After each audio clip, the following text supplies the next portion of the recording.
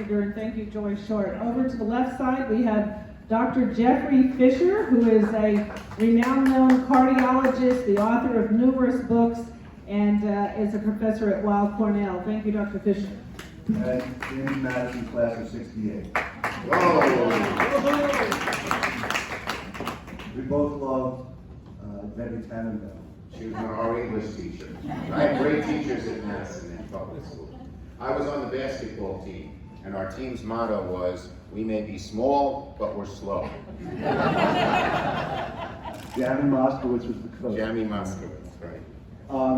Senator, we're all concerned about equity in society. Yes. It seems to me, as an educator, that we've lost a vital part of what we should be offering our young students. And that is a vocational or trade route Yes. to the middle class. Why have we lost vocational high schools in New York? Why are we offering junior college when we could offer training as carpenters, electricians, and plumbers? There are some people that just are not students who are very well qualified to be good tradespeople. Yep. It's a great point, and I'll make two relevant points to it, Dr. Fisher. I got a program set up in upstate New York where we're having this problem, where there are job shortages in certain professions, and yet lots of people unemployed. Let me give you an example. In Rochester, they can't find welders. Now, when I was a kid, a welder was a blowtorch and a visor, but now you need algebra because it's much more technical, and you know, to fuse this metal with this metal at this amount of time, this degrees, you just need simple algebra. But when a kid goes to high school and tries to learn algebra, there's no incentive. So what we did in this program is we had high schools and community colleges, you can do it for both, link up with the local businesses and say, what are your shortages? And in different places it was different things. And then they set up a program with some federal assistance to train kids in those programs. And those kids who enter the program, they say, if you graduate successfully, you're going to be guaranteed a job at, say, $40,000 a year. It's hugely successful. So, in the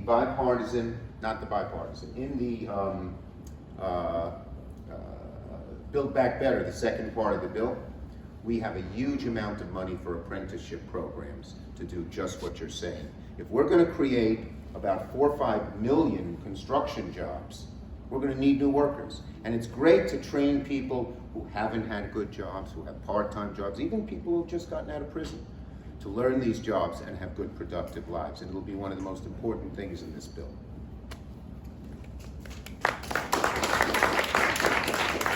Thank you. And on the right side of the room, we have Jerry Ferguson. He's the president of the Upper East Side Four Freedoms Democratic Club. He's an active leader and a passionate member of the community. He is a partner at Baker Hostler Law Firm. Jerry, you're up. Assemblymember Seawright, thank you for recognizing me. I may have inadvertently raised my hand. My colleague, District Leader Alex Boris, I believe, has had a question. Would you mind if I took the... Okay, the floor is yielded to Alex Boris, the newly elected district leader from the Upper East Side and a community activist. Alex Boris. Thank you. That's a tough act to follow. Thank you, Eric. So along being a district leader, I also run a nonprofit that provides cybersecurity training.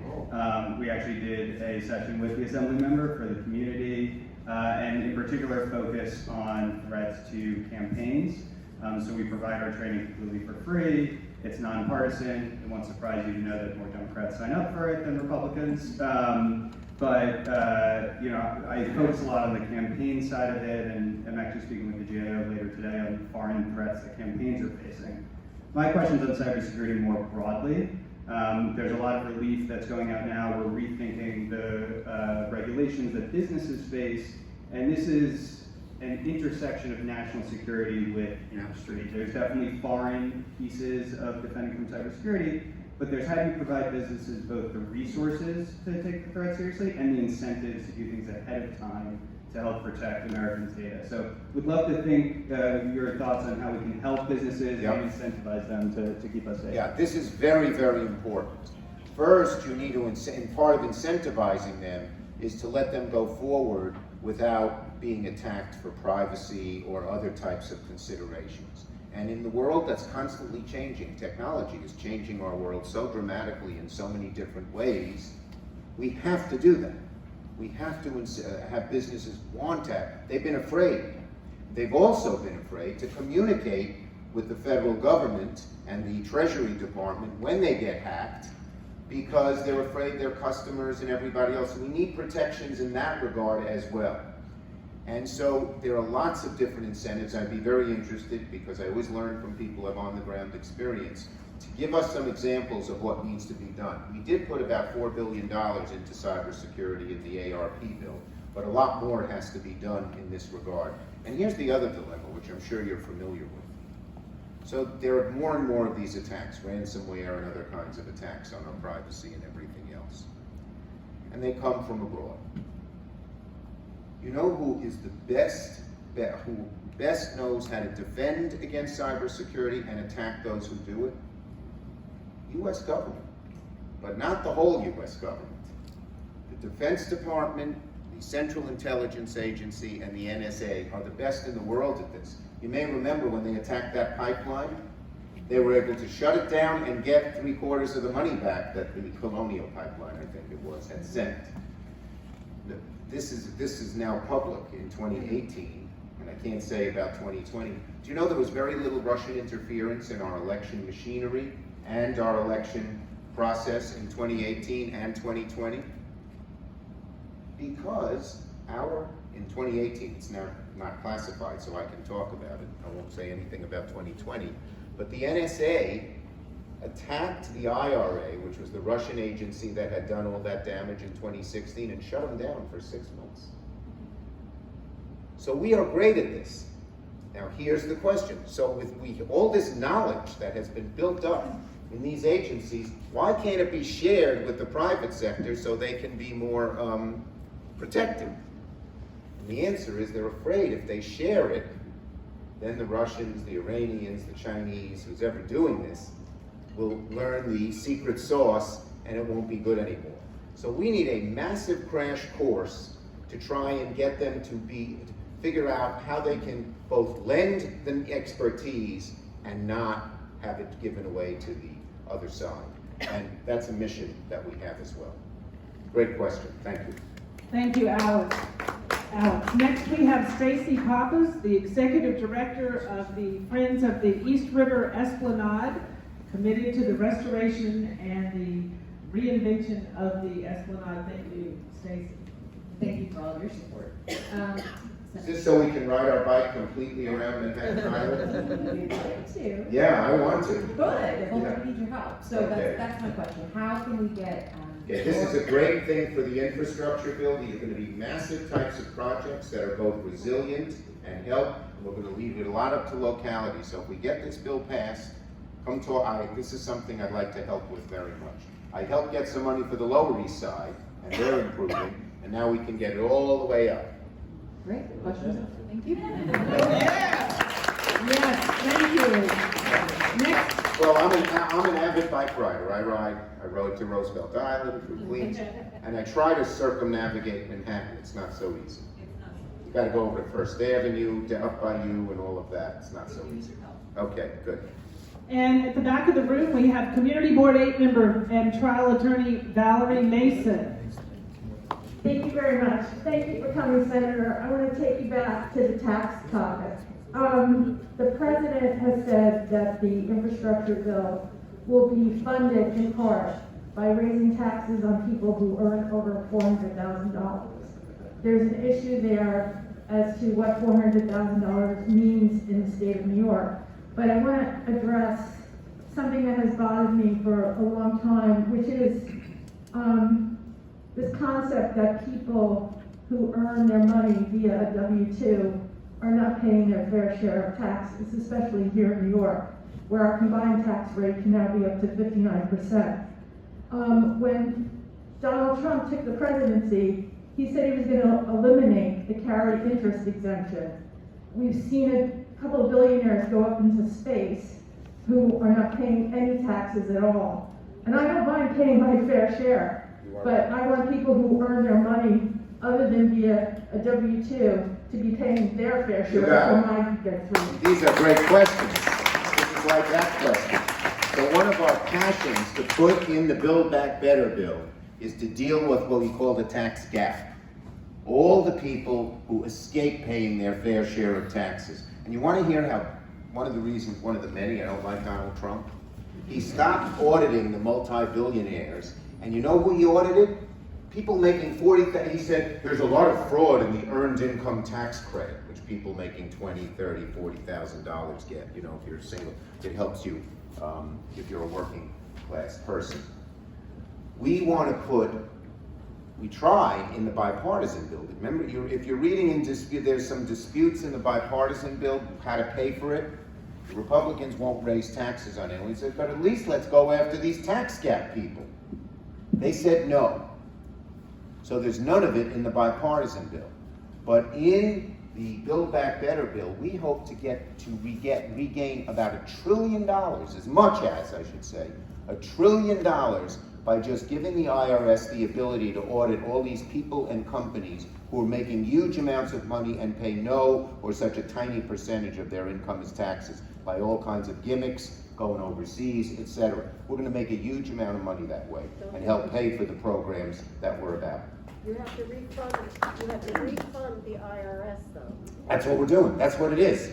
We would put about $50 billion into the IRS to refund it, restore it, and we make about, some people estimate, as much as $1 trillion back to pay for a good chunk of this bill. It's a great question. I totally agree with you. Thank you. Next, I'm going to take a point of personal privilege and call on my spouse who had his hand up in the middle of the room, Jay Hershenson, Vice President, Senior Vice President of Queens College, and a former Senior Vice Chancellor for 32 years at the City University of New York with Senator Schumer's wife, Iris Weintraub. My wife worked at CUNY and worked very closely with Jay, and they became very good, both co-workers and friends. And I would say that Iris Weintraub did more for the facilities all over the New York City system than any person in the history of CUNY. Building new buildings and modern buildings at CUNY, that was her job. So, Senator, you have been a longtime champion of higher education opportunity, academic excellence. I know it in a very personal way. And we hear a lot of talk about higher education now in Washington with the new administration. We also know that Pell Grants have historically really been the passport to success for low-income college students and for middle-income college students. And there are families on the Upper East Side, Roosevelt Island, Yorkville. College costs continue to be a huge issue. Payment of student loans continue to be a huge issue. What is the prognosis for higher education in America from the student point of view and the family point of view? Right. They're both great questions. College is a ladder up. Always has been for my family and probably for many of yours. And now, because it's so expensive, it's not the ladder up it used to be. So there's a two-pronged approach. One is to, and by the way, as you know, in the December bill and all told, between the three COVID bills, I got over $250 billion to New York. That's more than New York has ever gotten at any one time. And part of the money, I made sure, went to our CUNY schools and our private colleges to both help students get through their difficult times, but to help the colleges and universities. And as Jay knows, I did not send it to Albany, Rebecca, because they may have never seen it. I made it go directly to the colleges. And so CUNY often gets shortchanged, and it didn't. So there's that. And in the new bill, the president has proposed, there's free community college for 2 years for people who can't afford it, which is very good, but there's also a very dramatic increase in Pell Grants, which is vital. So that's one part of it, and there I'm on board with the president. Now, usually, I support the president, almost always, but there's a couple of places I disagree. Maybe you didn't notice the mask I wore when I came in. You see it? Cancel student debt. Yay!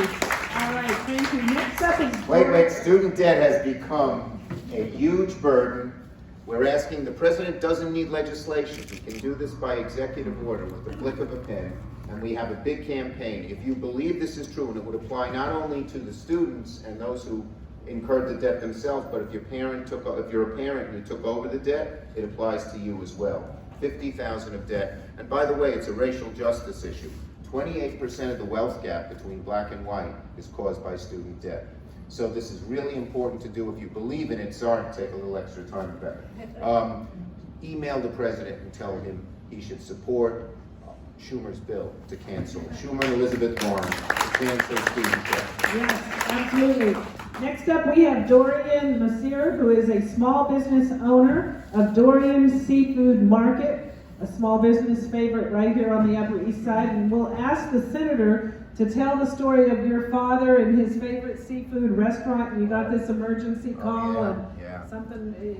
You want to tell that quick? I won't go. Since I did one personal story, my parents, I'm blessed, are 98 and 93. My dad, about at 95, went to his favorite seafood restaurant, and at night he was in terrible shape. He passed out and all that. I shouldn't tell this for a seafood restaurant. He swallowed a flounder bone and it perforated his intestine. But he got great help and he's better. So That would never happen at Dorian Seafood. I can assure you that. Okay. But thank you so much, and thank you to Assembly Member Seawright for inviting me. She always is very kind to include me in many different community events, and I'm proud to be here in the same room with you.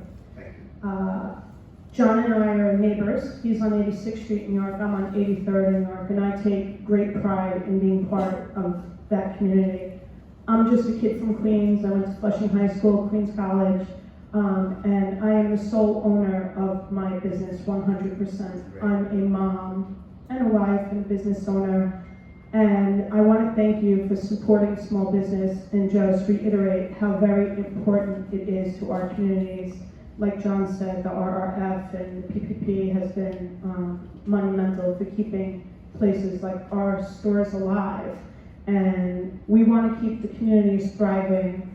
I want you to know that as hard as you're working, we're right beside you, keeping our community strong and vibrant.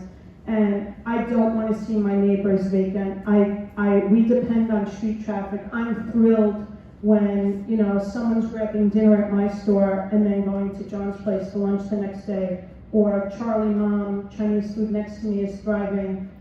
I want that for my neighbors, and I want you to please, please keep us in mind as small businesses. We are here every step of the way with you, and we're proud to be part of New York City. My store never closed during COVID. I am so proud of that. You should be. We are essential. We're proud to be essential. My husband is retired from the New York City Fire Department. He served the city, and we feel so privileged to be here and be a part of the fabric of the city. And I want to thank you, and please, I implore you to keep us in mind, small businesses. I pushed to get over $1 trillion ultimately into the PPP program to help small businesses, which helped restaurants. The restaurants need more help because they stayed closed. Many of them couldn't open or suffered more than the others. Yeah, no, but even when you were open, you suffered more than a lot of other businesses that. Anyway, my dad was a small businessman. He had a junky little exterminating business, and he struggled. My dad, who was 98, the one who swallowed, actually it's apropos, who swallowed the flounder bone. But Sunday nights, he would pace the floor at 2 a.m. because he hated going to work. It was such a tough, he was a very bright man, but circumstances didn't let him go to college or anything else.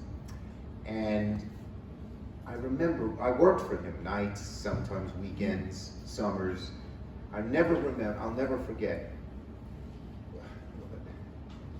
There was this man who owned 4 apartment buildings, and he refused to pay the bills. It was 1 month, 2 months, 3 months. So my father sent me to go see him. It was in a different corner of the city. I got on 3 buses. It was a hot summer day. Was it French fry? I finally knocked. It was not French fry. But I got in there, and he said to me, I said, "Sir," I remember his name, Mr. Waller. "Mr. Waller, we've done the exterminating for you for 6 months. We've done a good job. You haven't paid us. Would you please pay us?" He said, your dad's just a small businessman. He won't have any ability to sue me. He can go to small claims court. I'll wait him out forever. Just go away. You know, that's how my father, small business people struggle so hard and they suffer. So I am with small business people all the way. And I wish my dad owned a restaurant rather than an exterminator business. Thank you so much again for your support, and once again, I'm so proud to be here with you. Thank you. So we have time for one more question, and that's from Andrew Fine. You've had your hand up at the president of the East 86th Street Neighborhood Association. Which lady? Right there. Okay. Those two, okay, because I saw her with a plaintive look on her face. Fantastic. Mr. Majority Leader, I love saying that. Me too. First of all, let me thank you for delivering for New York and New York City better than any politician in our generation. We appreciate it, and I think history will smile on your legacy. Thank you, really, heartfelt. I guess my question is really regarding the FDA and the CDC. Okay. Since January, there's been one change in vaccine policy, which is, I guess, the Pfizer for 12 to 17-year-olds. Right. It's been 7 months, and we have promising drugs from Novavax and AstraZeneca, which could be effective against COVID and give people more options. As the variants, obviously the Delta variant is not going to be the last variant. And I think it pays to be prepared to have as many weapons in the arsenal as possible. Is there any way that you can light a flame under the FDA?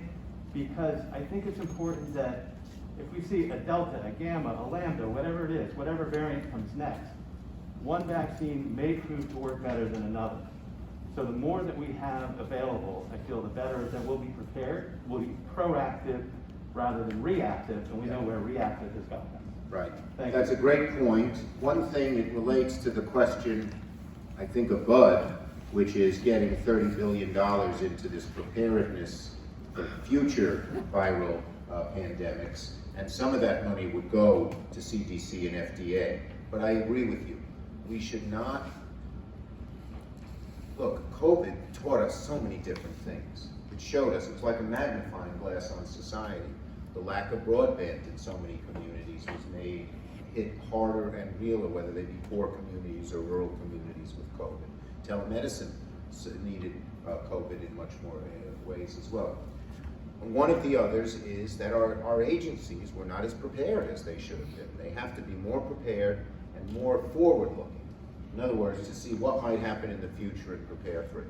So while I am not allowed to advocate for a specific, that's up to the scientists, and they want to make sure there's safety, I can and will push the FDA and CDC to look at a broader panoply for this terrible, terrible virus and for others in the future. Definitely. Thank you. Good question. Thank you. And right over here we have Christy Bailey from NIPNU, the New York Professional Nurses Union. Oh, I love the nurses. I didn't know. Thank you. Thank you. Thank you for this opportunity. I really appreciate it. So the New York Professional Nurses Union, we represent about 1,500 nurses, nurse practitioners, and physician's assistants at Lenox Hill Hospital up here in the Upper East Side. Also Manhattan Ear, Eye, and Throat Hospital, and Lenox Health Greenwich Village. During the height of the pandemic last spring, this community was amazing in rallying around our nurses. Tattoo parlors bringing PPE, restaurants bringing food, the 7 o'clock cheer, it was amazing. Now that, God willing, we've passed the worst of it, our nurses are feeling burnt out, many of them, and some of them I think are dealing with PTSD as well.